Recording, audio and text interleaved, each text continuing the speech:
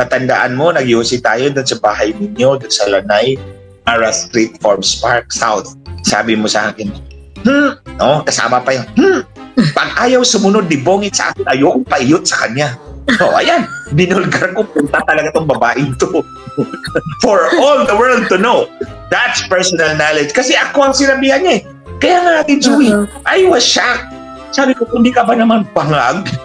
Bangag talaga siguro tong babaeng to. Bakit mo sasabihin sa akin, hindi mo ako kapart ng relasyon ninyo ng asawa mo? Correct.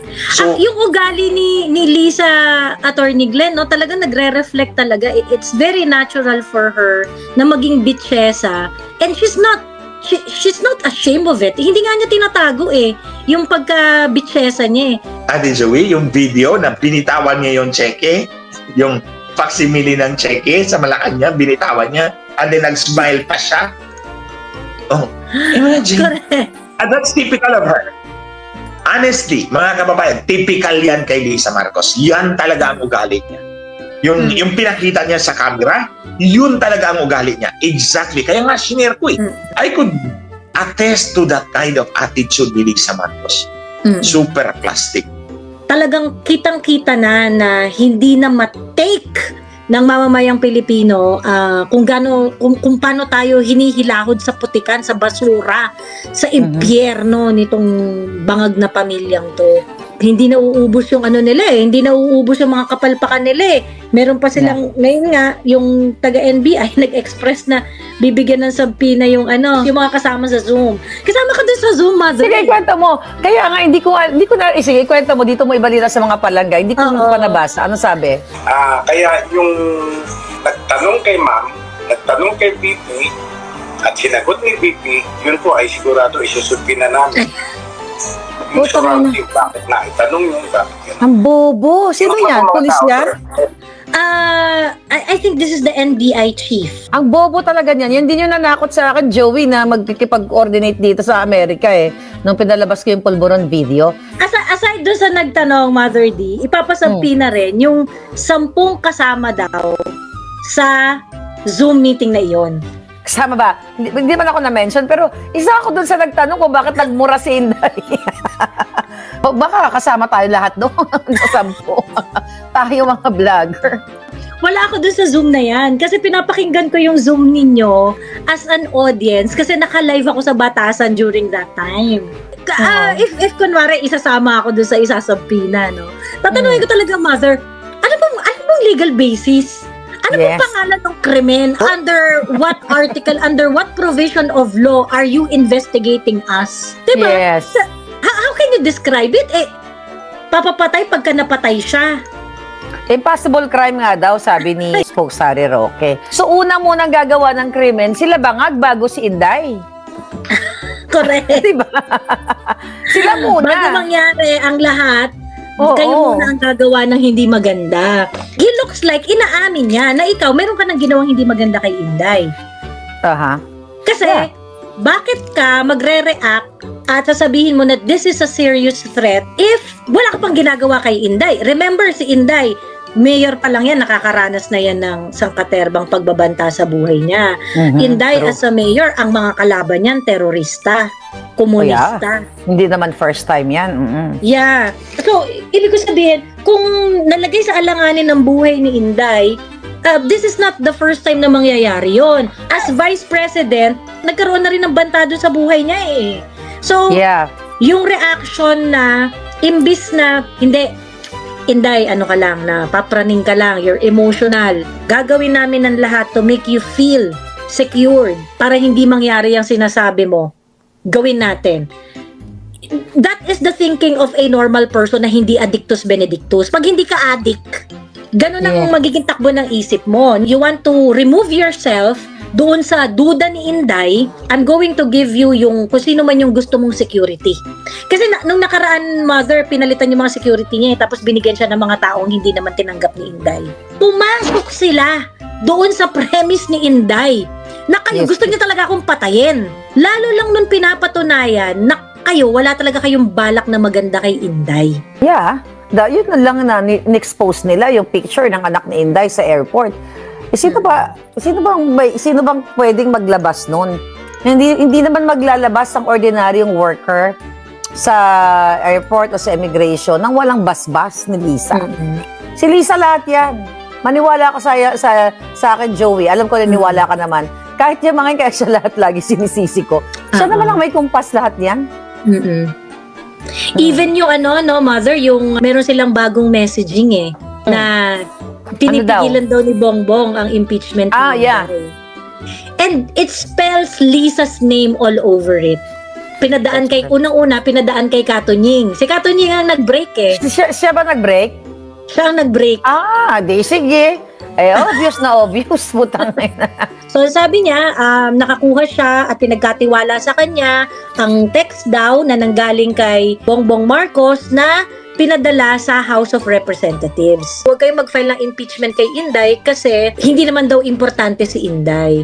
So, unahin na lang daw ang kapakanan ng mga Pilipino, yada at mga kaplastikan pang closing remarks. Maglulukuhan pa ba tayo?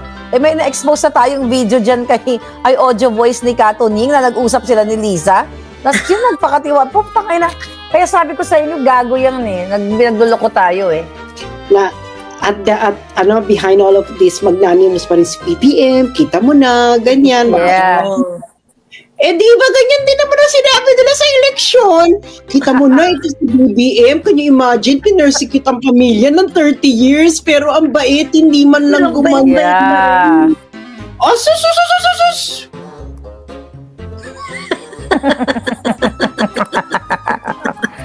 Tapos magtataka ka, di ba, Sas? Kailan ba sinabi ni Tonying yung talamak yung korupsyon, malala yung korupsyon, di ba? Couple of days ago lang yun? Yung in the larger scheme of things, Sara is insignificant. Kung insignificant si Sara, bakit siya ang gusto niyong maging VP? At bakit ayaw niyo siyang pa-impeach? Pagkatapos ng lahat, pagkatapos niyo siya ituring na national security threat, hindi siya ipapa-impeach. Ano yan? Papasupinan ninyo, tapos etos. Tapos papakulong niyo. Tama si Trillanes doon. Vice President pa rin siya. Kahit naman ikulong yung si Sara, Vice President pa rin siya. Susweldo pa rin siya. Si Laila nga nakakulong. Nakuha niya yung may MOOE pa. May MOOE pa lola mo. Nakakulong na yun ha. Every year tumatanggap siya ng sweldo. Tanggap niya yung sweldo niya ng buo. Nakakulong na yun. Pero yung ginawa ni Katunying, doon na na-reveal ang lahat. Kasi kung ganyan pala ang gusto mo na wag ipa-impeach, last year ka pa nagsalita. Parang si Duterte. Anong ginawa ni Duterte nung may mga gusto ipa-impeach? At the first instance. Publicly. Sabi niya, Yes! At the first instance of impeachment on VP, nagsalita siya agad, no! No, tigilan niya at sinabi niya kay Lenny na I assure you na matatapos mo ang term mo. Panish! Kasi naku, mga politiko, sa tingin mo mga politiko, there's ever enough for them? No. Kaya nga, di ba, addictus na yung mga yan. Yung ugali ng pagnanakaw, it's like dopamine hit. Like it's drug. Money is like drugs for them. Malakas ng tolerance. Halimbawa, they got away with 50 million. We got away with 50 million. Ang gagawin nila, gusto nila 100 million. We got away with 100 million. Hanggang 1 billion. Sabi nila, we got away with 1 2 billion. Yeah. Diba? Parang yung pulburon. Addictive. Addictive ang pagnanakaw. Kaya, kaya sinasabi na, ang dami-dami ng pera. Bakit gusto nyo pa ng pera? It's not about the money for them. It is the thrill of doing it. Because they could do it. They could get away with it. Yun. Yan ang eksena nila dyan. Kaya hindi ako naniniwala, hindi mayaman na hindi na magnanakaw. Bakla ka ng taon. Not about the money for them. It's really about the taking. They were able to take it more. Ganun yan. Yeah, kaya nga tama ka Talagang yung dopamine level na mga yan, pag pinagsama kay si Bangag, yung pulburon, di ba? Sobrang high siya, din yung nakaw. Kaya yun, ang result, sa sobrang taas ng dopamine level, bangag at sobrang walang kasiyahan. Walang kasiyahan. Walang kasiyahan sa pagnanakaw. Kasi na-reach mo na yung 5 billion, so hindi ka na satisfied. So tataasan mo na para ma-high ka uli. Hindi ba? Yes. Ganyan yan. So, kita mo, galit na galit tayo dito sa liquidation by certification. Anong ginawa nila? Tinaasan pa nila. Yeah. Tinaasan pa nila yung budget nila na parang, ay, Correct. wala silang ano yan? Kaya namin anong gagawin mo? Papalag ka? Parang ganyan. Kaya nga sabi ko, yung mga kayo mangging kaligatan, kwelyuhan nyo lang. Nakita nyo yung mga flood control project. Ano ba ito? Parang biskuit na. Parang yung wafer. Yung Yung mga tulay na naanod ng ano. Ano ba yan? Hindi ba kayo nahihiya? Yung mga tinayong tulay ng Roman Empire. Sa totoo lang, it's falling apart. At yung pagbagsak talaga nitong gobyerno, I remember we talk about it before, Sase, yung ikababagsak nito ng gobyerno, manggagaling talaga sa loob. Yung pag-crumble. No, yun naman talaga Talagang yun naman crumbling. And it's crumbling now. It's crumbling If it's now. not crumbling, bakit mo pa ihinto yung impeachment ngayong after maghabilin ni Inday? Ninday. Tagubilin. Yeah. Well, di ba? Na parang, kasi hindi rin naman natin alam kung ibig sabihin ni Inday na papategi, Hindi nila kinaya yung tapang ni Inday. Girl, hindi ka ba magtatanong what drove Inday to actually give a habilin? Yeah. Siguro naman, if you are objective, tatanungin mo, ano ba nangyari dito kay Inday? Bakit siya naggaganyan? Diba? Ano ba nangyayari? Ngayon, kung ikaw, blinded ka na or bayaran ka ng propagandista, hindi mo tatanungin niya, sabi mo lang, nababaliw na si Inday, ganyan. Naman, health issue, ganyan. Yeah. Oo. Ako naman, kung totoo yan, sabi ko nga sa inyo, kung matuloy ang hagubilin, ganyan, ang sabihin ko lang, ako lawyer ni Inday, plead insanity. Yeah. Tapos ang kunin mo ng mga expert witnesses. Yung mga kakamping na psychologist kuning-kuning. Hindi ka diagnose ka na ng bonggang-bong. Yung sinabi mo, nababaliw na to. Kapag sinabi mong hindi, gago ka. That could be a sound game plan, no? Tagihin niya na itong mga to, pagkatapos pag na-charge siya. Yeah. Pag na-charge siya, plead insanity. Plead insanity. Actually, kahit ngayon lang Ngayon, Inday, ako na lang lawyer mo, Inday. Yun ang gagawin ko, plead insanity. Ang expert witness. Pag sinabi grave threat, plead insanity. Hanapin mo, sino ba yung mga kakampings na yan? They will argue with passion. Diba? They will argue with passion. That means Inday Sara has mental disorder. Kunin mo lahat ng kakampings na nag-diagnose sa'yo. Dr. Claudio. Di ba sabi mo, meron siyang nagbi-mental breakdown, emerald. Did you say this? Yes, you diagnose. Yes. Thank you, Dr. Claudio. Expert witness number 2. Hindi ba? Tapos. Kasama ka ba dun sa Zoom? May bago kang subpoena. No, kaya hindi niyo ako masusumpina. Ay, di ba? Lahat daw nang nagtanong at saka anong kasama sa Zoom, papasampina raw ng NBI. Ako pag naka-receive ako, nung pupunta ako, tatanungin ko talaga yung NBI director na yun. Ako wala ako sa ganyan. Hindi ako kasama doon. Hindi naman kasi ako invited. And then, kailangan nyo ng extraterritorial service. Pupunta naman ako, pero magpa-extraterritorial, gawin nyo sa tama, yung procedure, extraterritorial service.